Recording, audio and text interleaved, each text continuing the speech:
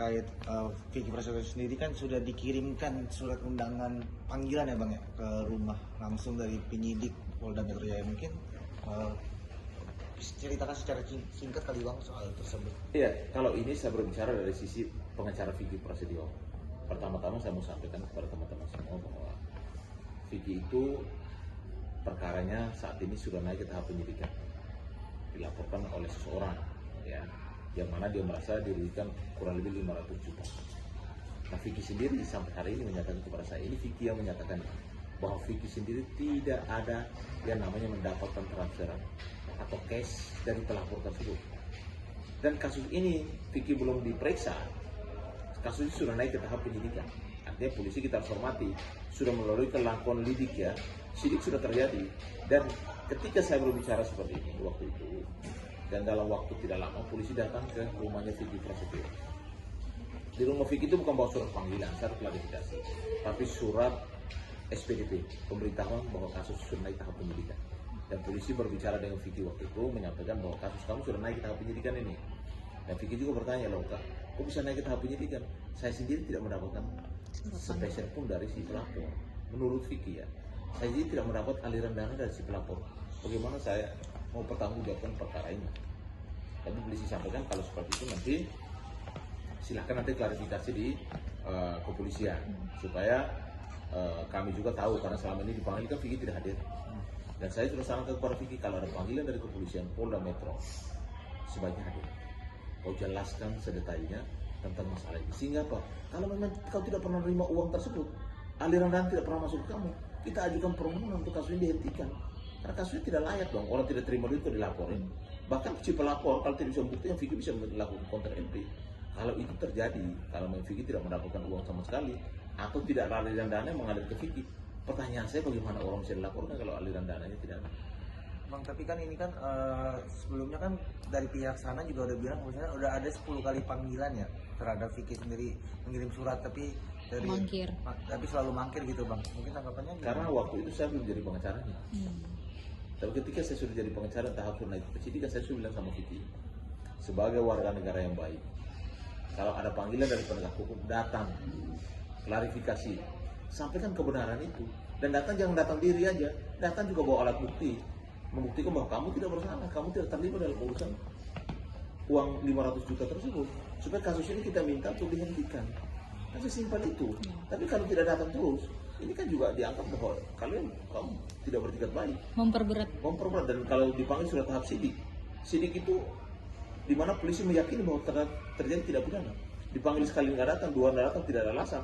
Kalau ada alasan masih bisa, tidak ada alasan ya udah pasti namanya upaya paksa. Tapi sejauh ini udah ada panggilan Bang? Untuk kasus sidik sampai saat ini belum ada panggilan.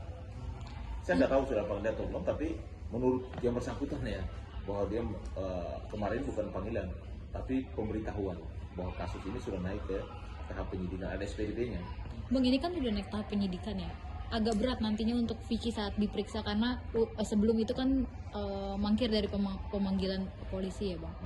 Kalau misalkan nanti diperiksa setelah penyidikan dan terbukti gitu, apa yang memperkuat Vicky untuk membantah itu semua Bang?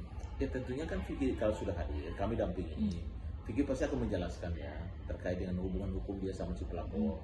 Apakah ada kerjasama, apakah ada fee atau apa yang mereka kerjasamakan. Yang kedua, Vicky juga pasti akan membawa yang namanya bukti-bukti yang mungkin dia punya ya, apa bukti kontrak, apa bukti meng-WA, ya kan. Lalu ada bukti mungkin voice note, ada bukti transferan dan lain sebagainya, kan dia akan bawa supaya membuktikan bahwa dia tidak dalam kapasitas menikmati uang 500 juta tersebut. Tapi untuk diperiksa di rumah gimana tuh Bang? Bener nggak sih Bang? Kalau kemarin polisi datang bukan pemeriksaan di rumah, bukan, tapi memberikan surat bahwa kasus kamu sudah naik ke tahap penyidikan, dan bukan surat panggilan. Dan memang komunikasi mereka di rumah itu ada, tapi tidak dalam pemeriksaan di BAP. Saya klarifikasi ya supaya lurus. Tapi kalau suatu saat penyidik boleh memeriksa orang di rumah, boleh saja. Kenapa tidak? BAP itu kan bisa di mana saja, tidak ada masalah. Tidak harus di kantor polisi orang BAP.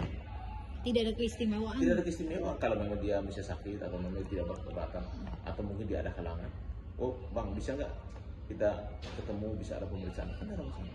Bang, tapi respon Vicky saat abang beritahu kalau misalnya ya harus datang saat pemeriksaan nanti atau gimana, Vicky responnya bersedia gimana untuk bang? Bersediakah atau misalnya Ya kalau Vicky sih dia bilang ya dia pasti hadir, kan saya sudah bilang juga tidak boleh mangkir, kamu sekarang didampingi oleh saya dan tidak boleh mangkir, harus taat ketika dipanggil oleh penegak hukum dan datang klarifikasi biar kasus ini kita minta dihentikan.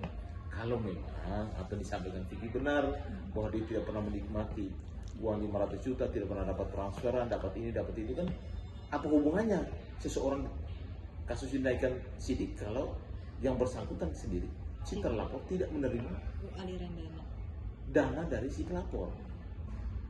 Ya kan, ini biar jelas dulu nih teman-teman semua. Bang, kondisinya gimana sih bang? Ngaruh ke kerjaan gak sih? Apalagi kan mungkin bukan hanya satu laporan ya untuk Vicky sendiri ya. banyak berapa 2 atau 3 laporan? Jadi laporan terhadap Vicky itu mungkin kurang lebih 4 laporan. Iya. Di Polda Metro itu ada 2. Dua. Yang saya tangani baru 1 ya, AWS itu ya. Yang kedua ada laporan juga di Polda yang saya juga belum dapat Informasi. surat ya, dan saya juga belum menangani itu. Ada juga laporan di Mabes Polri terkait penelantaran arah, dan ada juga di Polda Jawa Tengah terkait dengan sosis dan kalau tidak salah. Ya kalau menurut saya orang melapor itu kan mungkin dia merasa ada kerugian, tapi kan apakah itu nanti perkara itu pidana atau tidak, terbukti orang bersalah atau tidak, itu kan tentunya melalui proses yang panjang.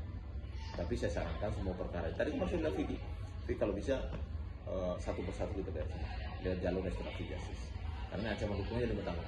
Kalau RJ itu ancaman hukuman di 5 tahun ke bawah. Kalau 5 tahun ke atas tidak bisa dilakukan restoratif justice. Oke. Oke.